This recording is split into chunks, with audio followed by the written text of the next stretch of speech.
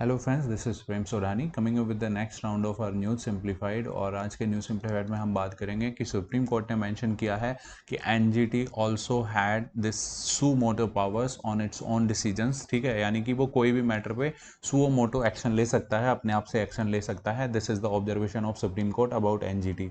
सो इसको अगर हम बात करें, डिस्कस करें, तो ये एनजीटी को देखते हुए सुप्रीम कोर्ट ने बोला है कि this is a very unique form जिसके पास सुओ मोटो पावर्स हैं, specially in the matters of environment related जो भी हमारी कंट्री में इश्यूज होते हैं उसमें खास करके एनजीटी के पास सुओ मोटो एक्शन लेने की पावर है। मींस वो खुद से उस पर डिसाइड कर सकते हैं, मैटर को ले सकते हैं, हैंडल कर सकते हैं एनवायरनमेंट रिलेटेड कोई भी इशू होगा तो।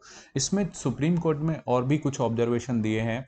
तो अगर आप देखेंगे तो उसने बोला है कि this is not the adjudicating role नहीं है सिर्फ एनजीटी के पास, बल्कि प्रिवेंटिव, रेमेडियल, एमेलियोरेटिव, ये सारे रोल भी हैं। प्रिवेंटिव मतलब कोई कॉज हो, एनवायरनमेंट को नुकसान पहुंचे, उससे बचाने के लिए हम क्या कर रहे हैं, रेमेडियल मेजर्स क्या है, उसके लिए जो वो एक्शन लेती है एनजीटी।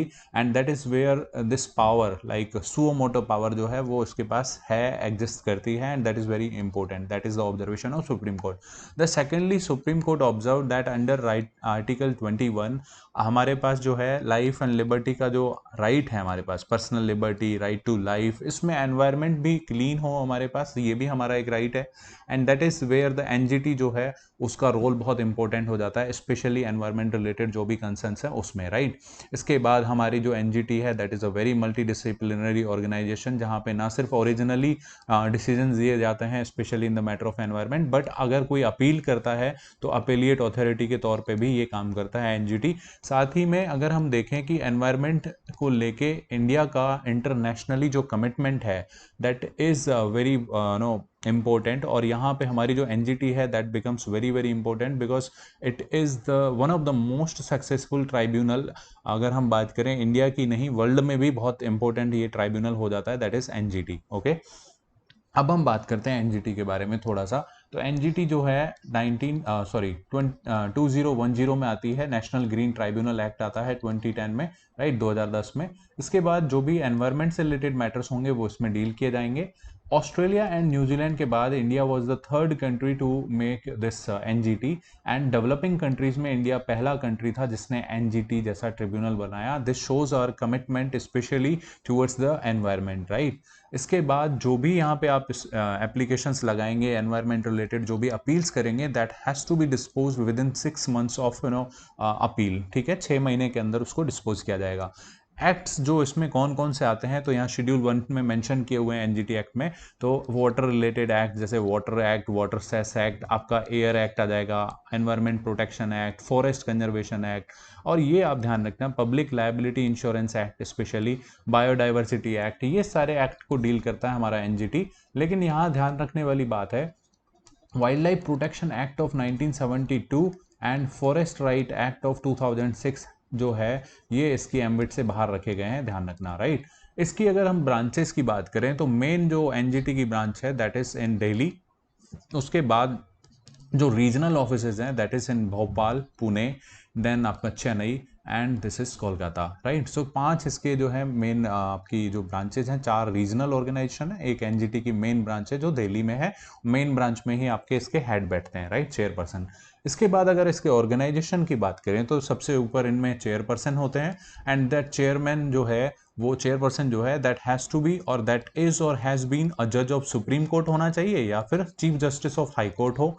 तो ये जो है अपॉइंट किया जाता है सीजीआई के कंसल्ट से। सेंट्रल गवर्नमेंट जो है इसको अपॉइंट करती है, 5 साल के लिए अपॉइंट होते हैं और इनको वापस से नया टर्म नहीं मिलता है, right, only for the 5 years। Same यहाँ पे भी होता है, रीअपॉइंटमेंट नहीं होता, 5 साल के लिए होते हैं। इनको एक सिलेक्शन कमेटी के थ्रू रिकमेंड किया जाता है, ध्यान रखना। तो इसके बाद इसमें 2 तरह के मेंबर और हो जाएंगे apart from this chairperson, judicial member and expert member. Judicial member and expert member जो है 10 मिनिमम होते हैं, maximum they can be 20, right, दोनों में ही केसेस में, ये ध्यान रखना। इसके साथ जो जुडिशियल मेंबर्स होते हैं वो कौन होगा? अ पर्सन हु इज और हैज बीन अ जज ऑफ हाई कोर्ट, ठीक है, हाई कोर्ट के जजेस हों। और ये जो होते हैं एक्सपर्ट मेंबर, ये होते हैं कि इनका जैसे साइंटिफिक एंड टेक्नोलॉजिकल फील्ड में स्पेशली एनवायरनमेंट से रिलेटेड इनके पास एक्सपीरियंस हो, इनके पास साइंटिफिक नॉलेज हो, तो they are expert members. Okay, so this is the composition. Minimum 10 होते हैं, मैक्सिमम जो है 20 हो सकते हैं इन दोनों में ही, राइट। अब इसके बाद ट्रिब्यूनल के डिसीजंस की अगर बात करें तो ये बाइंडिंग होते हैं decision in nature, right. And लेकिन इनको आप जो है सुप्रीम कोर्ट में चैलेंज कर सकते हो, इसके जो जजमेंट आते हैं, डिक्री आती है, तो वो आप 90 डेज के अंदर अंदर सुप्रीम कोर्ट में भी चैलेंज कर सकते हो, right. So this was the structure of this organisation. अब इसके बाद अगर हम चैलेंजेस की बात करें कि चैलेंजेस क्या हैं specially in front of the NGT, the first and major challenges vacancies. तो वैकेंसी जो है उसके कारण जो रोल ऑफ एनजीटी है वो अपना रोल पूरी तरह से जस्टिफाई नहीं कर पा रहे हैं, बिकॉज इतना फास्ट डिस्पोजल इनको करना था मैटर्स का, तो वो सारा कहीं ना कहीं कॉम्प्रोमाइज हो रहा है because of these vacancies. The second thing is कि इसमें जैसे कोई जजमेंट दिया एनजीटी ने, ठीक है, कि किसी के ऊपर फाइन लगा दिया, जो स्पेशली पॉल्यूटर पे प्रिंसिपल होता है, तो उसके किसी के ऊपर अगर फाइन लगा दिया जो पॉल्यूट कर रहा है हमारे एनवायरमेंट को, so that fine has to be deposited within 30 days. और ये एनवायरमेंट रिलीफ फंड होता है उसमें आना चाहिए, एनवायरमेंट रिलीफ फंड में। लेकिन ये जनरली होता नहीं है ऐसा, 30 डेज तो छोड़िए, बहुत लंबा टाइम लग जाता है। सो जो इम्प्लीमेंटेशन ऑफ इट्स डिग्री है, जो इसके जजमेंट होते हैं, चाहे वो फाइन लगाने के हों, चाहे वो किसी भी काम को बंद करने के, उनको जनरली फॉलो नहीं किया जाता है। एंड कुछ बहुत अच्छा मॉनिटरिंग मैकेनिज्म नहीं है कि इनसे ये जो इम्प्लीमेंट कराया जा सके, राइट। एंड जो थर्ड केस है, जब भी कोई ऐसे हैवी फाइन या पेनल्टीज लगाती है एनजीटी, तो दैट केस जो है generally goes to the Supreme Court. तो सुप्रीम कोर्ट में अपील कर दी जाती है और ये जो मैटर है वो डिले होता रहता है, and that is a problem. NGT का जो मेन पर्पज था कि जल्दी से जल्दी एनवायरमेंट रिलेटेड जो है मैटर्स को सुलझाया जाए, फास्ट डिलीवरी हो, जस्टिस डिलीवरी, सो कहीं ना कहीं वो यहाँ पे कॉम्प्रोमाइज होता है। तो these are the major challenges in front of the NGT. I hope आपको ये पूरा एनजीटी समझ में आ गया होगा। अगर ऐसा है तो हम इन सभी प्लेटफॉर्म पे आपके लिए मौजूद हैं, आप हमसे यहाँ पे कनेक्ट हो सकते हैं।